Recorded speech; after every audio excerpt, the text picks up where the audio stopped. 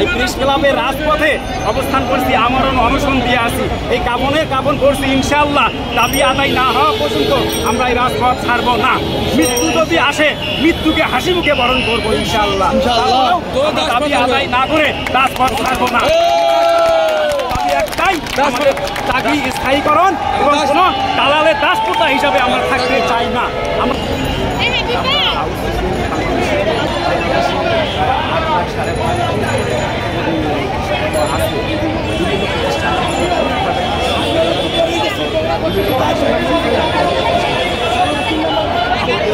দাবিতে যোগ্য এই জন্যই যে আমরা সরকারি প্রতিষ্ঠানে আউটসোর্সিং করতে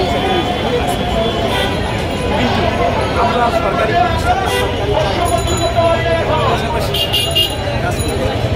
এবং তাদের চেয়ে অনেক বেশি বিনিময়ে তারা বোনাস বা যে সুযোগ সুবিধা ভোগ করে, কিন্তু আমরা সেটা পাই না এবং আমাদের উৎসব খাতা তাদের আছে এবং আমাদের আর একটু জোরে বলেন, জোরে কখনো আমরা চাই না। 5 আগস্ট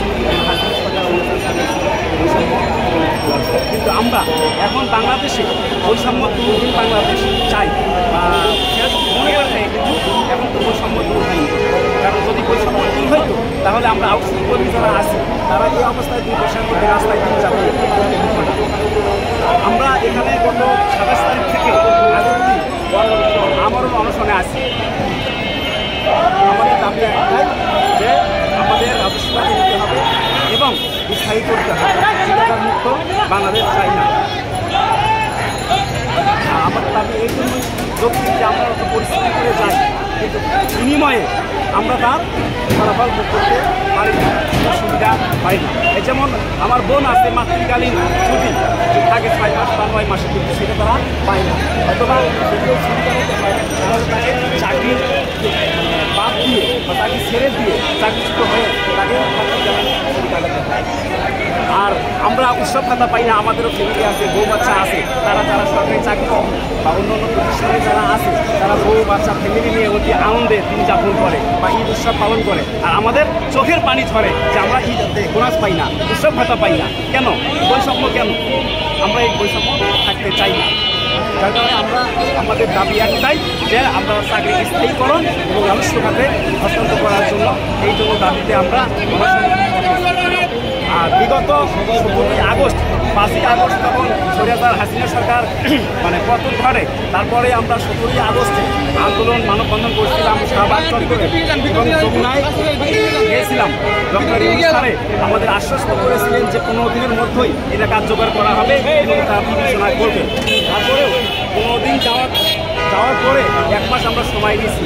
1 মাস 2 দিনের পরে 19শে অক্টোবরে গিয়ে আমরা আবার মানববন্ধন করি। তারপরেও তার প্রেস সচিব মুখ্য সচিব যেগুলো ছিল তারা আবার আশ্বস্ত করেন যে আবার আরও 15 দিন, কিন্তু সে 15 দিন চলে যাওয়ার পরে গত 22শে ফেব্রুয়ারি আমরা যখন আবার প্রেস ক্লাবে সমাবেত হই, তখন আমাদের উপরে পুলিশ নির্যাতন, হামলা, লাঠিচার্জ, জল কামান নিক্ষেপ করা এবং আমাদের অনেক ভাই বোন আহত হয়ে মৃত্যুসজ্জায় পাঞ্জা লড়ছে হাসপাতালে।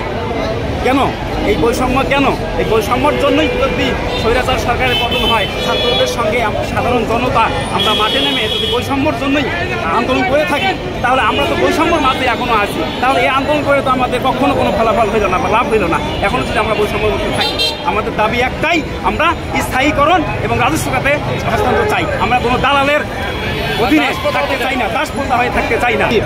প্রশাসন কি বলছে? ওনারা বলছে ঠিক আছে, আমরা আপনাদের প্রোডাকশন দেব, আপনারা শান্তিপূর্ণভাবে আপনারা আন্দোলন এবং মানববন্ধন এবং গণশন চালিয়ে যান। আপনারা যদি দাবি দেওয়া না মানে পরবর্তী আপনাদের কর্মসূচি কী হতে পারে? আমাদের দাবি দেওয়া যদি না মানে তাহলে অনির্দিষ্টকালের জন্য, যেমন আমরা গত 27 তারিখ থেকে আজ অবধি পর্যন্ত এই প্রেস ক্লাবের রাজপথে অবস্থান করছি, আমরণ অনশন দিয়ে আছি। এই কাবন করছি, ইনশাআল্লাহ দাবি আদায় না হওয়া পর্যন্ত আমরা এই রাজপথ ছাড়বো না। মৃত্যু যদি আসে, মৃত্যুকে হাসি মুখে বরণ করবো ইনশাআল্লাহ। দাবি আদায় না করে রাজপথ ছাড়বো না।